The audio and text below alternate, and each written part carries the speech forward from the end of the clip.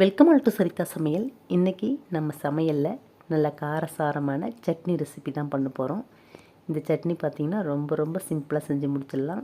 அதே மாதிரி குயிக்காகவும் செஞ்சு முடிச்சிடலாம். மதுரை கார சட்னி தாங்க பண்ண போகிறோம். சூடான இட்லி தோசைக்கெல்லாம் ரொம்ப ரொம்ப சூப்பராக இருக்கும். இந்த சட்னி நீங்கள் ஒரு முறை ட்ரை பண்ணி பாருங்கள். திரும்ப திரும்ப செய்ய தோணும். அந்த அளவுக்கு நல்ல டேஸ்ட்டாக இருக்கும். இப்போது இந்த மதுரை கார சட்னி எப்படி பண்ணுறதுன்னு பார்க்கலாம். இது பண்ணுறதுக்கு ஃபஸ்ட்டு நம்ம ஒரு பேனை அடுப்பில் வச்சு சூடு பண்ணிக்கலாம். பேன் நல்லா சூடானதும் இதில் பார்த்திங்கன்னா 1 ஸ்பூன் எண்ணெய் சேர்த்துக்கலாம். எண்ணெய் காஞ்சதும் 1 ஸ்பூன் கடலைப்பருப்பு, 1 ஸ்பூன் உளுத்தம்பருப்பு. அடுப்பை சிம்மில் வச்சுட்டு இதை பொறுமையாக வறுத்து விட்டுடலாம். கடலைப்பருப்பும் உளுத்தம்பருப்பும் நல்லா செவந்து வரட்டும். பார்த்திங்கன்னா நல்லா செவந்துடுச்சு. இப்போது இதில் 2 வெங்காயம் கட் பண்ணி சேர்த்துக்கலாம். வெங்காயம் வந்து ரஃப்பாகவே கட் பண்ணி சேர்த்துக்கலாம். அதே மாதிரி ரொம்ப நேரம் வதங்க தேவையில்லை. இதை நம்ம அரைச்சிட்டு மறுபடியும் எண்ணெயில் சேர்த்து வதக்க தான் போகிறோம். அதனால் ஒரு 2 நிமிஷம் வதக்கி விட்டாலே போதும். இப்போ இது கூடவே பார்த்திங்கன்னா ஒரு 10 பல் பூண்டு, சின்னதாக ஒரு துண்டு இஞ்சி சேர்த்துக்கலாம். இதெல்லாம் ஓரளவுக்கு வதங்கி வந்ததும் இதில் ஒரு தக்காளி கட் பண்ணி சேர்த்துக்கலாம். நம்ம வந்து இந்த சட்னி தக்காளி சேர்க்காமலும் அரைக்கலாம். தக்காளி சேர்த்து அரைக்கும்போது லைட்டாக ஒரு புளிப்பு சுவையோடையும் சட்னி வந்து நல்லா கலராகவும் இருக்கும்.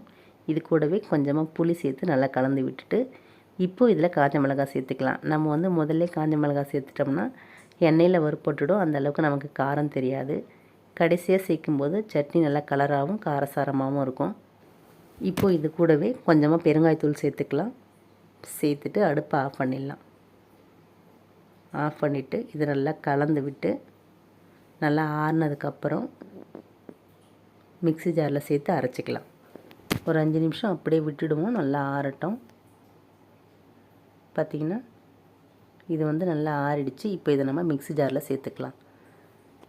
இது கூடவே சட்னிக்கு தேவையான அளவு உப்பு சேர்த்து தண்ணி சேர்க்காமல் நைஸாக அரைச்சி எடுத்துடலாம்.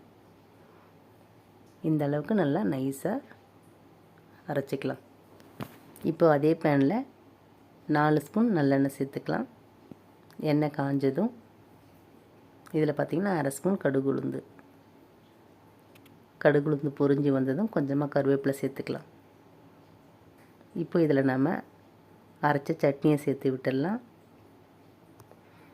சேர்த்துட்டு மிக்ஸி ஜாரை கழுவி கொஞ்சமாக தண்ணி சேர்த்துக்கலாம். இப்போ இதை நல்லா கலந்து விட்டு அடுப்பை சிம்மில் வச்சுட்டு 5 நிமிஷம் நல்லா வதக்கி விட்டுடலாம். அவ்வளோதாங்க. ரொம்ப ரொம்ப சூப்பராக மதுரை கார சட்னி ரெடி ஆகிடுச்சு.